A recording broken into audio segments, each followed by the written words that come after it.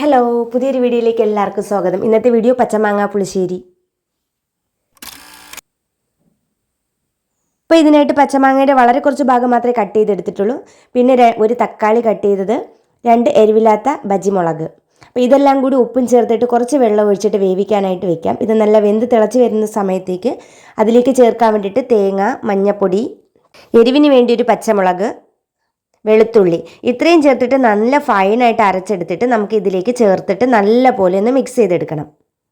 ഇത്രയുമായി കഴിഞ്ഞാൽ നമ്മുടെ പുളിശ്ശേരി റെഡിയാണ്. ഇനി നമുക്കിതിലേക്ക് കടുക് വറുത്ത് ചേർക്കണം. അതിനായിട്ട് വെളിച്ചെണ്ണ ചൂടാവുമ്പോൾ കടുക് ഇട്ടു, ചെറിയ ഉള്ളി, വറ്റൽമുളക്, കറിവേപ്പില ഇതെല്ലാം കൂടി ചേർത്തിട്ട് നല്ലപോലെ മൂത്ത് വരുന്ന സമയത്ത് ഇതിനെ നമുക്ക് നമ്മൾ തയ്യാറാക്കി വെച്ചിരിക്കുന്ന പുളിശ്ശേരിയിലേക്ക് ചേർത്ത് കൊടുക്കാം. അപ്പോൾ ഇത്രയേ ഉള്ളൂ, നമ്മുടെ പുളിശ്ശേരി റെഡി. ഇൻസ്റ്റൻ്റ് ആയിട്ട് പെട്ടെന്ന് തന്നെ ഉണ്ടാക്കിയെടുക്കാൻ പറ്റും. നല്ല ടേസ്റ്റിയാണ്. പിന്നെ തൈര് ചേർക്കണമെന്നുള്ളവർക്ക് നമ്മുടെ പുളിശ്ശേരി നല്ലപോലെ തണുത്ത ശേഷം തൈര് ചേർക്കാവുന്നതാണ്. പച്ചമാങ്ങ പുളിശ്ശേരി ഇഷ്ടമായാൽ ഉറപ്പായും വീഡിയോ ലൈക്ക് ചെയ്യണം.